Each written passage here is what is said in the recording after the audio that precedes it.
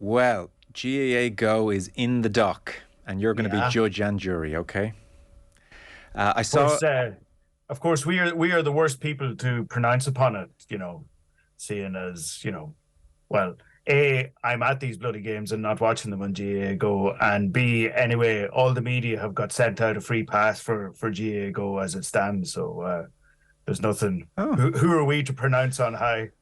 Interesting. I'll be reaching out for my free pass presently. I didn't realise this was the situation. I'm sure. What an outrage that they haven't got onto Ireland's foremost sports broadcaster and sorted them out. That's a bit of a disgrace. I'm going to go full Michael Jordan on them here now. I saw, let's jump off with Donal Logue, I suppose, because he's crystallised the debate in some respects. There's a quote tweet of the exchange I saw which said, "Fair play to Donal Logue on his last ever Sunday game appearance." But they went there. Now, to make the conversation, I suppose, a tad easier, in this instance, pay-per-view is less the issue. Now, I know for a lot of people it's still very much the issue, but in Donal Logue's eyes, pay-per-view is less the issue. There is a sense, and I saw Michael Dignan say something similar in the Mail on Sunday yesterday, that €79 for 38 games, high-quality production, that's okay. We can live with that. So if we proceed on that assumption, in Donal Logue's eyes, it is the choice of game that is the issue. Munster hurling, in effect, has been exploited here to get this venture off the ground, was his sentiment. For anyone who didn't catch the conversation, here's just a few snippets of Donal Logue on the Sunday game last night. Who is accountable for the promotion of hurling? Because whoever it is not doing a good job. The GAA took on trusteeship of it. It looks as if they're actually shrinking the game instead of growing it. And I would say you'd have to question, are RTE and the GAA exploiting hurling? How many Munster Championship games in the football compared to the hurling have they showed? It looks very like that they're using hurling to get this joint venture off of the ground, whereas it should be the other way around. There's loads, hundreds, thousands of brilliant volunteers out in the game who are trying to grow hurling. As I said at the outset, it needs oxygen. There's no better oxygen that you'll get in the game than the imagery coming out of the likes of Tip and Clare from a full Innis, that being beamed into every house in Ireland. The Clare and Limerick game, the power of that. My nephew, my father told me lately, can name all of the Liverpool squad. I don't think the inflow was ever in Liverpool. Why is that? The opportunity we've lost over the last number of weeks to market the game has been huge, not to mention last night. And all the kids, I mentioned them at the start, going down to the match with their hurleys and so on, was brilliant. But what about all the kids that we're trying to introduce into the game, trying to grow the game, trying to bring new demographics into it? We've lost a huge opportunity over the last number of weeks, and I would say that the GAA has failed hurling at this stage. I sat over there, and the head of sport and RTE was here, you were here, right?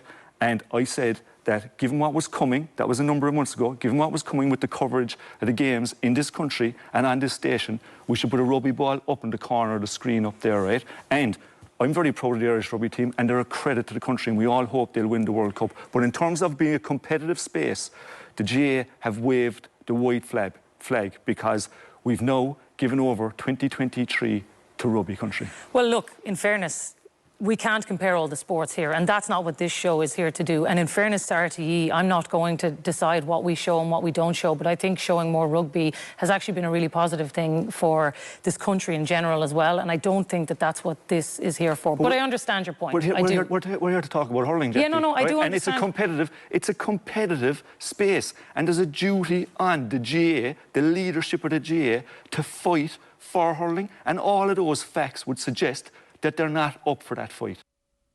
Okay. Discuss. Yeah, like, there's an awful lot in there. I instinctively agree, I guess, with a fair amount of it. I also think some of it is kind of nonsense. If he thinks that that GAA GO have used hurling to sell their service, wait till Saturday week when Mayo, Kerry and Tyrone Galway in the opening matches of the All-Ireland series are on GAA GO. Those games, I would suggest, are every bit as big as the hurling games that have been on GAA GO so far. So I think there's a little bit of nonsense there. I also think there's a small amount of nonsense, like I find Donal Óg, I find him totally compelling as a pundit, and as with all very good pundits, you know, you don't have to agree with him most of the time or any of the time at all. But like the promotion of hurling, I find a lot of hurling like people in the sort of, especially in the big hurling counties, they're like they promote hurling when it suits them, when it gets to championship time. But like we're after sitting through the worst hurling league. Okay, the worst hurling league since last year's hurling league, which was the worst since.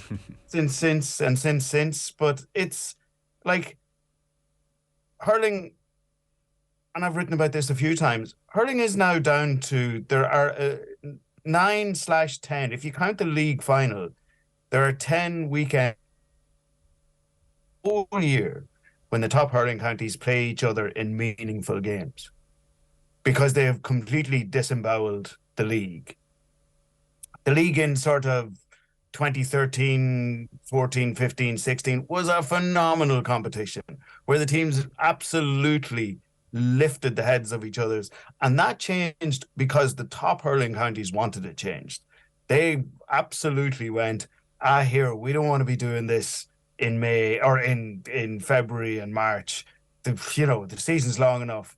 We'll just wait till the championship. Thank you. So the league is a pre-season competition now.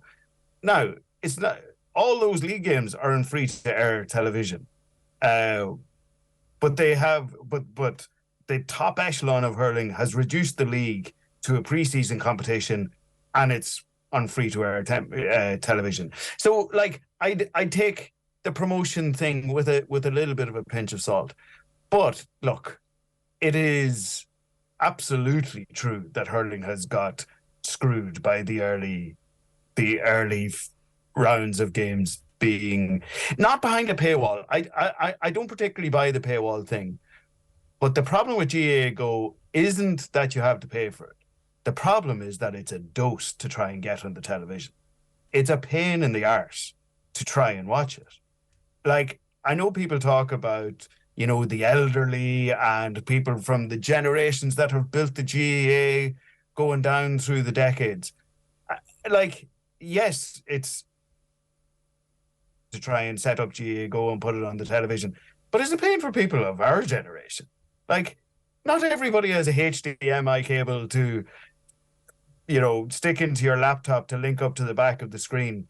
And the fact that you can't just sit down and flick on the TV and have the matches on, that to me, I think is the bigger problem. I know that in the last week, GAA GO have emailed their subscribers and said that the app is now downloadable on some smart TVs, but it's not on all of them. I spent 20 minutes last night. I got a new TV over the weekend, and it's a pretty good one. And I tried last night for 20 minutes to try and find the Google Play app to download GAA GO. So I could just, the way you hit the Netflix app or the way you hit the Apple TV app, and that you can't do that with GAA GO. You have to cast it, or you have to have a HDMI cable. And like, I know if I was talking to my mother and saying, yeah, you need a HDMI cable, she'd be going, what are you talking about? But even if I was talking to my sister and kind of going, yeah, no, you need this, or you need to cast it and you need to do all that, she'd be going, here, can I not just put it on the telly? And that to me, I think, is almost, had they sorted that out ahead of time, had they sort of looked around corners and foreseen that coming down the tracks, I think they were kind of lulled into a false sense of security by the fact that in the time of crisis, i.e. during COVID, club matches were streamed and loads of matches were streamed, and I think they just kind of thought that people were across the barrier, and I don't think they are, because I think it's just not easy to sit down and watch GAA GO. And if you want your product to be consumed by a vast audience, you should make it easy for them, and this isn't easy. Going to be interesting to see if this debate calms down, because you rightly pointed to a couple of weeks' time.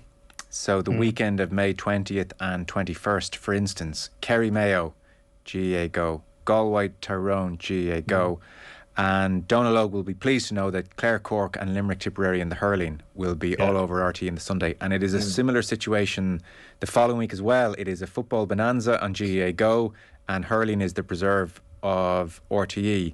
So, but I think by the time, John Fogarty wrote this afternoon or this morning in the Examiner, by the time the Munster round robin is done, all 10 hurling matches will have been an RTE or GAA GO, and there's an even split between the two.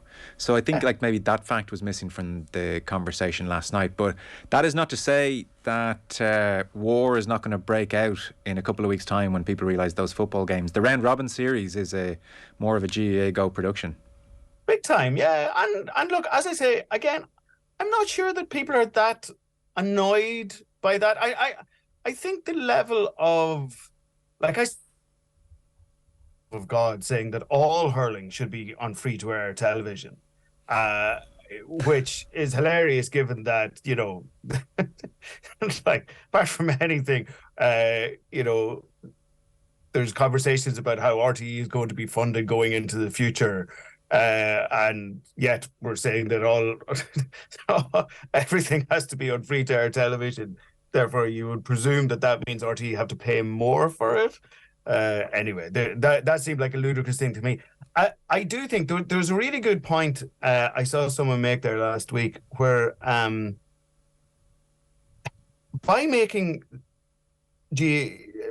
putting matches on GAA GO, by putting it on an app that there's a rigmarole that you have to go through to get it on your television, nobody flicks onto it, and that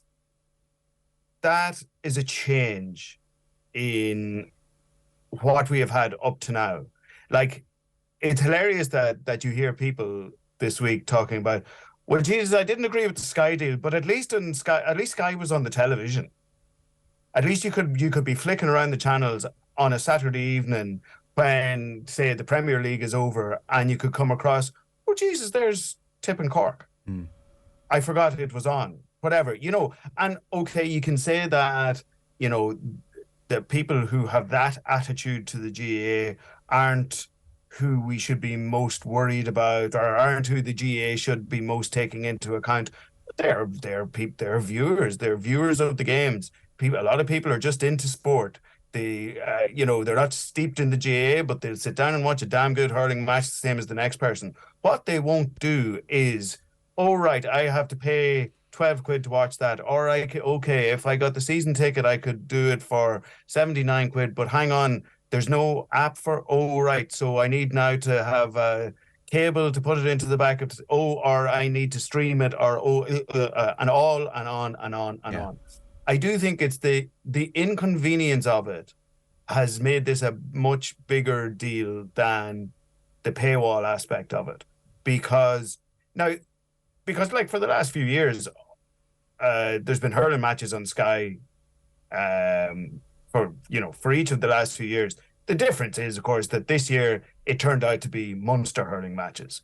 And even that, I saw the GAA GO chief executive today was saying that this has come down to happenstance as much as anything, that the Limerick Clare game was supposed to be on a Sunday, and RTE had the rights for it, and then it got moved to a Saturday because the Great Limerick Run was on a Sunday, and so GAA GO have the Saturday matches and blah, blah, blah, right. blah, blah. So, not a concerted situation. I think the big problem of, as ever, comes back to a kind of a hurling snobbery, and worse than that, a Munster hurling snobbery. Nobody was roaring and shouting when all the Leinster hurling matches in the last few years were on Saturday night on Sky. This has kind of come down to the fact that big Munster hurling matches are on Saturdays and they're on GAA GO, and it's a pain in the arse to try and get it. On hurling, your point about the league is so well made and like so on the nose of what Donal Logue is getting at. And I did, when I was listening to him, again, instinctively I found myself agreeing with him until I looked ahead and saw actually there's a whole bunch of football behind, I was about to say behind closed doors, on GAA GO, and then there'll be hurling to the fore. But just the place of hurling in the association is really interesting when you listen to someone like Donal Óg, because on the one hand, I would say it is the most celebrated pursuit in the association. It is artistry. It is the drumbeat of our soul collectively. It is the greatest game in the world, versus the greatest game in the world is barely played in a whole bunch of counties to the elite standard. It's seemingly not growing, and almost most bizarrely, if Donal Logue is speaking for hurling people, they have a real grievance, as to how this sport is treated. Like GA has failed us. I thought it's so interesting to position those 2 points of view. Yeah, I'd be interested in that, Joe. Like, hurling is 100% more popular in non-hurling counties now than it was when we were growing up. There's no question about that. I remember growing up in Monaghan, and you could walk into a pub on All-Ireland hurling final day and Bolton and Everton would be on the TV. You know, that you'd have to, and you'd be nearly seen as the weirdo going, could you put the hurling on there? And they'd be going, the hurling? Oh, is that on today? You know, and that's like do you mean that literally? Oh, genuinely. Oh, 100%. That definitely would have been the case. Late 90s, early 2000s, 100%. It was just not a big deal. Right. And I talked to my, and all that. They would very happily sit down and watch a hurling match now. This is a very small thing, but I remember there was a 2007 Monaghan played Kerry in the All-Ireland quarter-final. Monaghan should have beaten Kerry. Tomás O'Shea fisted a last-minute point, and for years afterwards was saying, without even being a dick about it, I was sure that was for a draw. I didn't even know we won, which really stuck the dagger into all Monaghan people. But I was there, but it was the first match in a double header in Croke Park, and the second match was the All-Ireland hurling semi-final between Limerick and Waterford. And I remember sitting in the top deck of the Cusack stand that day, and a few Monaghan people had kind of stayed on for a while to kind of watch a bit of hurling, but more or less to let some of the traffic go and go down the road after it. And I got 100% there was Monaghan people around me. It was the first hurling match they had ever been to. It was the first hurling match they had ever seen. They were going, who plays for these crowd now? Oh, is your man Shanahan? Is that Waterford? As in Dan Shanahan. Because he had scored a load of goals in games that year. But it's completely different now.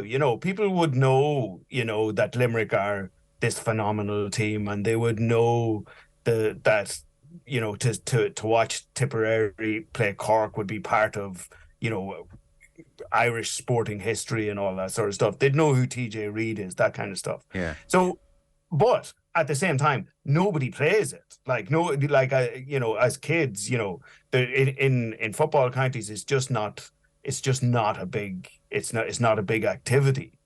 But I sometimes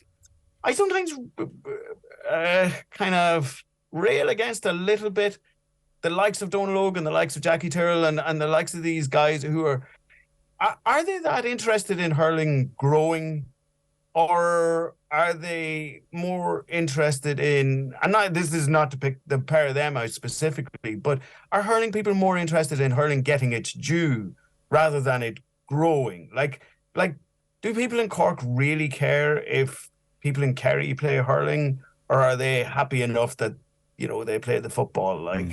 I don't know. I think hurling people love their sport, and God bless them for it, and they should. It is a kind of a miracle of a sport, but I've never really got that sense that they want it to grow in Kildare, or that they wanted to grow in Dublin, particularly. Who cares? They're happy with their Munster championship. They're happy with their, what they have. And I know that they feel that it should get a bigger show on TV or whatever, but it's people love watching it. But I don't know, you're not going to change football counties into hurling counties. Or at least I don't see how that is going to work. Yeah.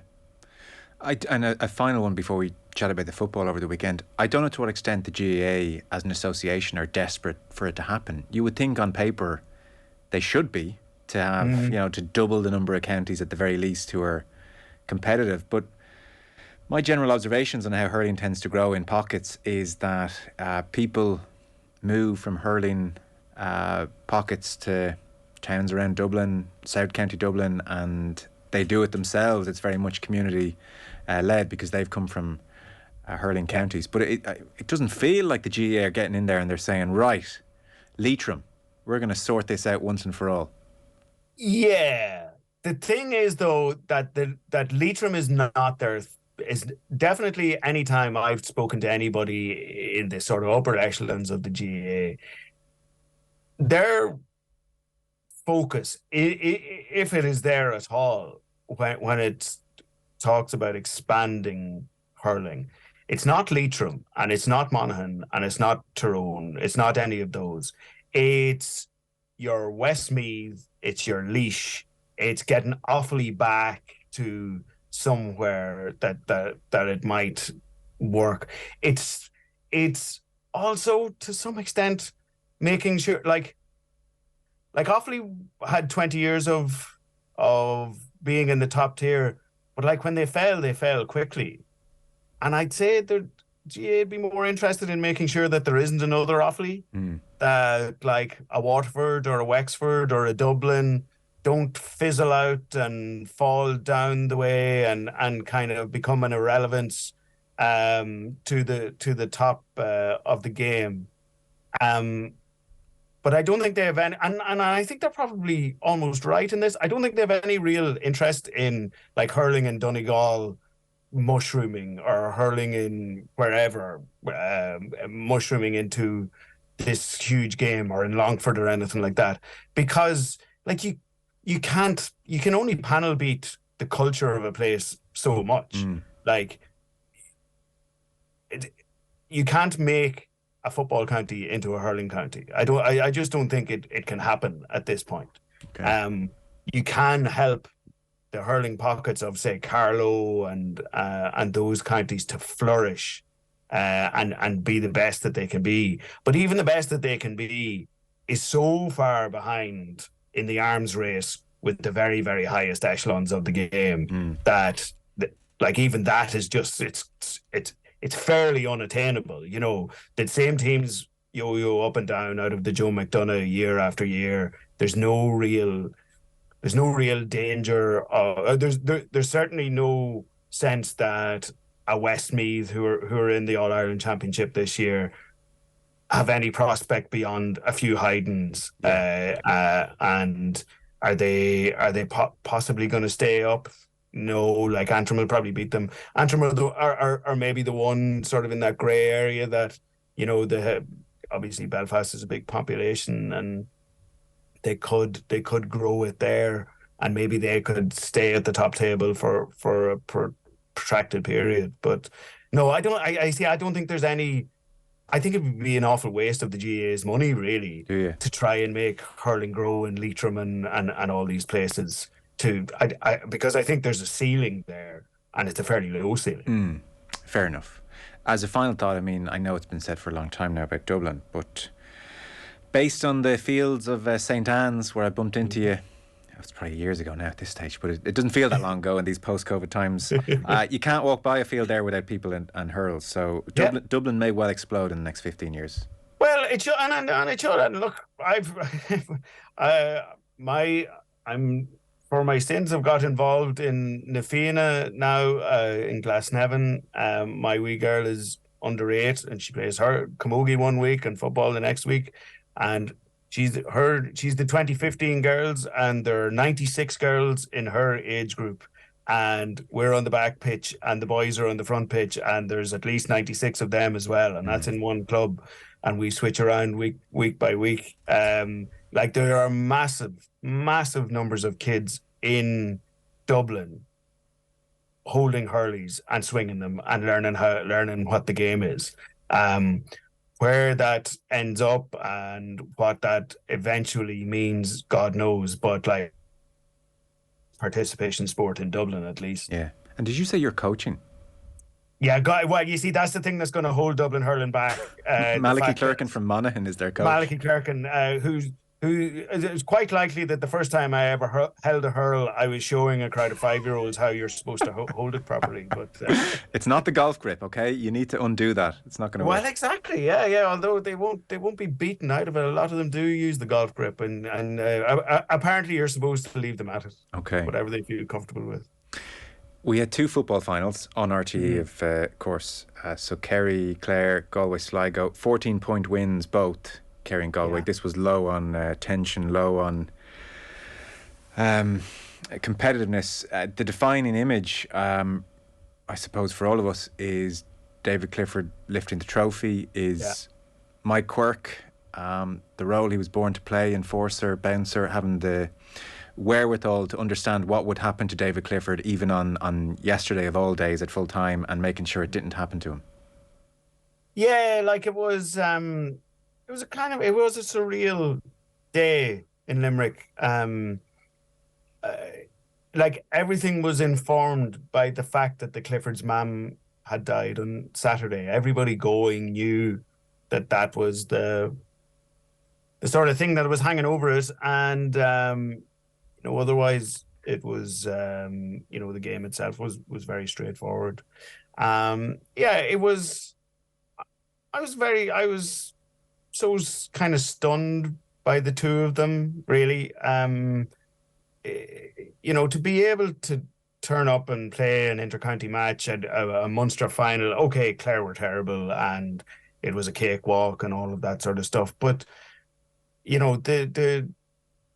the composure that they both had, pardon me, to do a professional job within 24 hours of your mum dying is pretty extraordinary. And, these lads they're kids, we look at we look at David Clifford and you see, he's obviously the superstar of the sport, but like he's 24 years old. That's pretty extraordinary. I wrote it in a tweet yesterday. My dad died when I was 37, and it was a very similar situation to the Cliffords. He had cancer. I saw the Clifford's mum. I saw she was at the club final in January with a palliative care nurse, and she had kind of an oxygen tank and tubes in her nostrils and whatever. So that just about fits the timeline of the way my dad sort of dwindled towards the end. He had palliative care for a month or two beforehand. And so the point I make is that they knew it was coming, just as I knew that my dad was dying. And but like I for a good month after my dad died, and I was 37, I could barely put one foot in front of the other. He'd been sick for 3-4 years, and like we knew it was coming. It wasn't a big shock, just as Ellen Clifford's death wasn't a big shock to the lads. But that doesn't take away from the fact that it happened. Like when your parent dies, you get absolutely no sleep. You get absolutely no, everything is a fog. And for them to be able to do that, I was really touched actually by the way their teammates sort of dealt with them yesterday. There was a Camogie game on before it. Kerry were playing Clare in Camogie, intermediate Camogie before it. And the lads the two teams, the Kerry and Clare football teams walked the pitch at halftime in the Camogie match, as teams do, in a curtain raiser. But when it was over, a few of the Kerry lads kind of stood down at the corner just outside their dressing room. And like Paddy and David were both there, and I just kind of stood and watched for a little while, just to see how they were, and they were kind of laughing, and you could see that their friends were around them. Like David was kind of standing talking to Paul Geaney for a good while, and they would, every once in a while they'd laugh, or they'd be kind of nudging each other, and it was just a really nice way that, because there was sort of local officials or the odd photographer would come over and shake hands with the two lads and say, listen, sorry for your troubles and all that. But you could see the sort of circle kind of coming around the two of them to sort of just shield them a little bit. And as you say, Mike Quirk at full time was straight out onto the pitch and kind of stood by David and kind of took him in behind the, people would have seen it on TV, took him in behind the line of stewards, just because, look, as we all know, the ends of games now, he gets mobbed by all the little kids, and sure, all the little kids haven't a clue what's going on, so like you wouldn't hold that against them at all. But it was, I was very impressed with Kerry yesterday, the way that they basically handled a unique situation. Playing a Munster final when two of your team have lost a parent overnight is it's not a usual situation, and they handled it very well. And I thought the two lads really handled it incredibly well, because you never know what's going on in anybody's head. And, they did, you wouldn't have held it against them if A, they'd been poor and both of them were excellent, or B, got in a row or lost the rag or took something the wrong way but no, they both played a very, very professional game, and they were both excellent. And God love them. Like this, it's going to be a sad few days and a sad few weeks, and it probably won't hit them all until Kerry are finishing the championship or whatever. But it's very sad for them. It sure is. For people who didn't see the game, David scored 2-6. Paulie scored a goal. He set up 1-2. Jack O'Connor said afterwards, very much a family decision. He didn't expect them to play, but very much a family decision to play. And I guess he talked about some of the things you referenced. There's a solace to being in the group. There's just that relief to being absorbed in sport. I found myself, anytime they scored or breaks in play, I mean, you're almost waiting for them to collapse in themselves in pain as the reality of the wider context must hit them again after, a few moments of solace, maybe when they are absorbed in the sport, and almost like coming out from a bad dream. And kind of extraordinary. And because the game was such a straightforward affair and tension free, it never broke free of the context. Never. That was exactly the thing. Yeah, that was exactly the thing. Because even as I was sort of sitting writing the report, I was kind of going, well, sure, like, nobody's going to care about my beautiful description of the build up to the second Kerry goal. Like, that's not what the story was. How everybody felt on the day, and you could really feel it in the ground. As when the guy was announcing the teams, he announced the Kerry team up to number 12, and then after he mentioned number 12 Paudie Clifford, he left a pause and the crowd all applauded, right? Because they wanted to give after number 14 David Clifford, and you got that real feeling all day that if everybody in the crowd could go out and hug the pair of them, Kerry or Clare supporters, they would have done so, because everybody understood what was happening there. And look, it was a very straightforward game. Clare were really, really, really, really bad, and Kerry were very good. So we'll see where it all goes. Colin Collins said as much. Very disappointed with our display. We played poorly. Galway similarly, after Sligo started well, 3-1. Normal service resumed. So both Galway and Kerry won by 14 points. We're presuming Dublin will pull their socks up after their performance against Kildare and will beat Louth in similar fashion. So once again, Ulster will be the exception to the rule for these provincial finals. Small crowds as well. And then we're into these, as a final question, we're into these round-robin stages. 24 games to lose 4 teams has been much criticised. Although Conor McKeown yesterday made a point that actually there will be more of a premium to finish first versus second, in that you will avoid having to play 7 matches in 9 weeks if you are planning on winning the All-Ireland. So that's not nothing to avoid that preliminary quarter-final. Are we optimistic that this round-robin series, admittedly HDMI cables involved and all that, will it catch fire in the way that the Super 8s never did?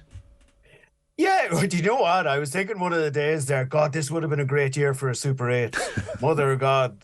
When you consider, as Jim McGuinness wrote in the Irish Times last week, that there are 7, he reckons there are 7 teams that can win the All-Ireland.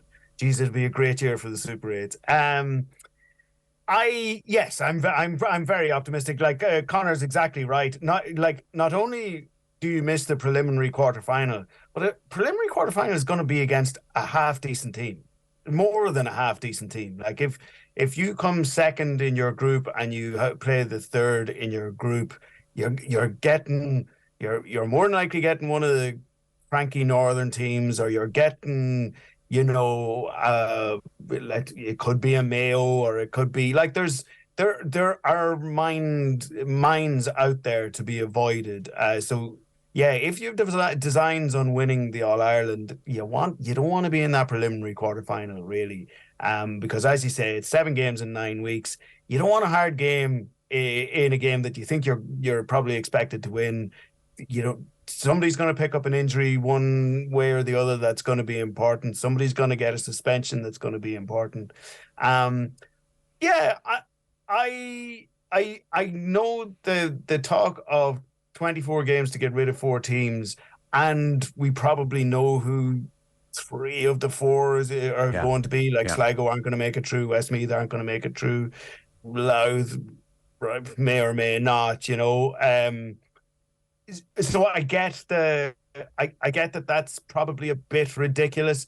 The thing I'd say about that is that won't happen every year, as in, it's not going to be, there aren't going to be as many sort of imposter teams, is the wrong phrase, but you know what I'm getting at there, every year.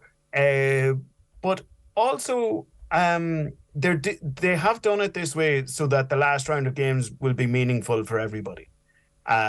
Because if you talk about the Super 8s, the stupidest game I was ever at was a dead rubber in the Super 8s between Tyrone and Dublin in Omagh in, let's say, 2018 was that, or maybe 2019? I can't remember which it was. And it was the most surreal, idiotic game I was ever at. Like Dublin didn't just run a dummy team; they ran a dummy panel. Like they left like 17 players at home and came up with a pretty much a scratch 20, and like halfway through the second half, like there was literally nothing for either. So the dead rubber thing just won't exist in this format, because whatever you're playing for on the last day, you will have like, even the difference between coming second and third. If you come second, you get home advantage for your quarterfinal, or for your preliminary quarterfinal. So like that's still something, there's a big difference if you're, let's say it's Monaghan and Tyrone are coming second and third in their respective groups. Like there's a big difference.